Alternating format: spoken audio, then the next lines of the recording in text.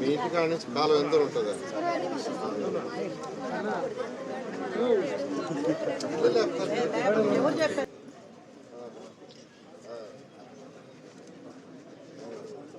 చెప్తున్నారు, ఎవరు చెప్పారు? ఎవరు చెప్పారు? నిలబడి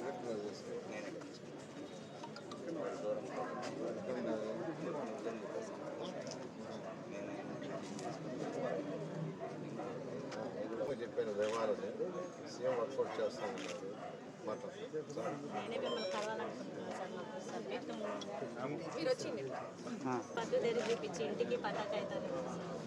వర్కౌట్ చేస్తానమ్మా. మీ ఇంటి నుంచి మోడల్లోనే అదే మోడల్ వర్క్ చేస్తున్నారు. హరిబరిగా కానీ 3 డిపార్ట్మెంట్ ఇక్కడ మున్సిపాలిటీ ఒక చేతిలో ఉంటుంది, రెవెన్యూ ఒకటి ఉంది, ఇరిగేషన్ ఉంది. ముగ్గురు కలిసి రిపోర్ట్ రాస్తే ఆ రిపోర్ట్తో నేను కార్పొరేట్ 99.9% చేస్తాను. ఇప్పుడు అయిందాకా మాట ఇచ్చేయకూడదు కదా, అలా రేపు ఇచ్చేసి వస్తే నువ్వు చేయలేదు నా అంటారు. అందుకని సేఫ్ సైడ్ చెప్తున్నా. ఒక 20 అడుగులు 22 అడుగులు మాత్రం ఇవ్వరు, మిగతా దాంట్లో ఇస్తారు. ఎవరికన్నా 99% చేస్తారు. ఓపెన్ ఉండదు. అదే 99% పట్టాలి. వయసు కాదు చూసుకునేది.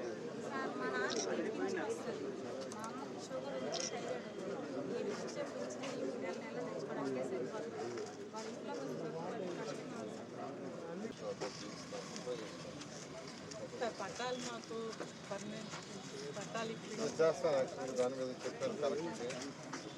మీరు ఎక్కడ ఉండేది? వాళ్ళు సర్వే చెప్పాలని కూడా చేస్తున్నారు. ఒక 4 రోజులు అడిగేస్తాయి. ఎందుకంటే 3 డిపార్ట్మెంట్ చేయాలి. ఒక డిపార్ట్మెంట్ ఇరిగేషన్ మున్సిపాలిటీ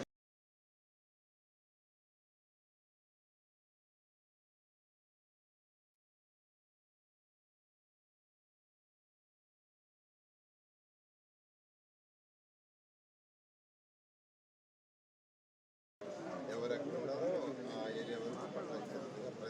ప్రయత్నం అయిన తర్వాత ప్రయత్నిస్తున్నాం. 20 అడుగులు మాత్రం వాళ్ళకి ఇవ్వలేదు. 20 అడుగులు అక్కడ రెండు వేసుకొని ఉంటారు, వాళ్ళకి ఇవ్వలేదు. కాలం మిగతా దానికంతా ఇవ్వలేదు. మీరు మీడియా వాళ్ళకి కిరణ్ బాబు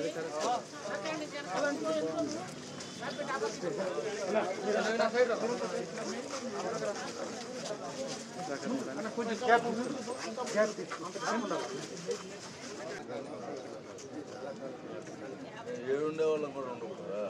ఉండొద్దని అంటే అటు ఇటు తిరగకన్నా నేను ఉండొద్దని ఎవరు స్కూల్లాగా కొడుకుంది.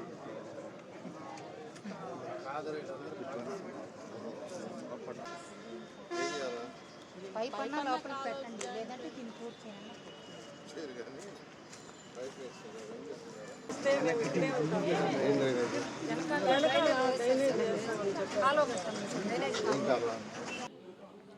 ఈరోజు 16వ డివిజన్లో ఉండే సర్రేపల్లి కాలువ కట్ట ఆ పరిసర ప్రాంతాల్లో యాక్చువల్గా ఈరోజు తెలుగుదేశం నాయకులతో ఎన్డీఏ కూటమి నాయకులతో ఇక్కడ తిరగటం జరిగింది. మెయిన్గా ఇక్కడ దాదాపు 40, 50, 60 ఏళ్ళ నుంచి ఇక్కడ ఉన్నారు. అయితే వాళ్ళందరూ ఏంటంటే మాకు ఒరిజినల్ పట్టాలు ఇవ్వండి, గత ప్రభుత్వం ఇచ్చినట్టుగా ఒక కాగితం ఇచ్చి మీరు నివాసం ఉంటున్నారు అనేది వద్దు. నివాసం ఎట్టా మేము ఉంటున్నాం సార్, మాకు నివాసం ఉంటామని మళ్ళీ ఒక కాగితం అవసరం లేదు, ఒక ఒరిజినల్ పట్టా కావాలి మాకు. ఆ పట్టా నిజమైన పట్టా, వాళ్ళు మాట్లాడే భాష నిజమైన పట్టా ఇవ్వండి, ఒరిజినల్ పట్టా ఇవ్వండి, అంతేగాని నివాసం ఉంటున్నామని ఒక కాగితం ఇవ్వద్దు. మీరు భగత్ సింగ్ కాలనీలో ఎలా అయితే ఇచ్చారో 1400 మందికి ఇచ్చారు, అలాంటివి మాకు ఏర్పాటు చేయండి అన్నారు. దాని మీద అధికారులతో, కలెక్టర్ గారితో, జేసీతో, ఆర్డీఓతో, అదేవిధంగా మున్సిపల్ శాఖతో, అదేవిధంగా ఇరిగేషన్ శాఖతో వాళ్ళందరితో మాట్లాడాను. అయితే వాళ్ళు ఏదైనా సర్వే చేసి రూల్స్ ప్రకారం ఇవ్వగలిగితే ఇస్తామన్నారు. ఏదైనా కెనాల్ ఉంది, కెనాల్ కొంత బఫర్ వదిలేయాలి, బఫర్ వదలకుండా ఇవ్వటానికి లేదు. ఎంతైతే బఫర్ ఉందో ఆ బఫర్ వరకు వదిలేసి మిగతా పార్ట్లో ఇవ్వటానికి పాసిబిలిటీ ఉంటే ఇస్తామన్నారు. దాని మీద సర్వే చేయమన్నాను. సర్వే చేస్తున్నారు. బహుశా వాళ్ళొక 30 రోజులు సర్వే పడుతుంది.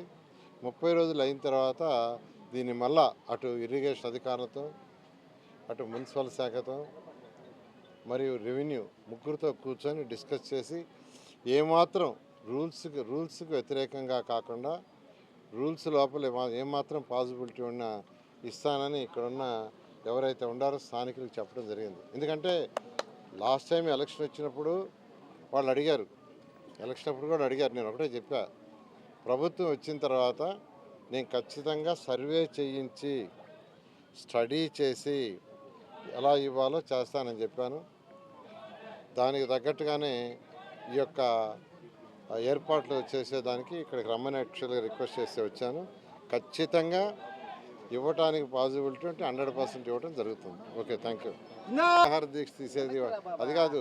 ఆయన చక్కగా 16,000 మందికి యువతకి ఉద్యోగాలు ఇచ్చారు. వాళ్ళు ఎంతో హ్యాపీగా ఆనందంగా ఉన్నారు. 16,000 మంది, 16,000 కుటుంబాల్లో వెలుగునిచ్చాడు. దానికి ముందు ఎన్నో కేసులు వేశారు. ఆ కేసులన్నీ ఇబ్బంది లేకుండా చేసి ఎగ్జామ్ కండక్ట్ చేసి గత 5 సంవత్సరాలు ఒక్కరికన్నా ఇచ్చారా? ఇవాళ జాబ్ క్యాలెండర్ మళ్ళీ రిలీజ్ చేస్తున్నారు. జాబ్ క్యాలెండర్ మళ్ళీ రిలీజ్ చేయబోతున్నారు. అందుకనే భయపడ్డాడు.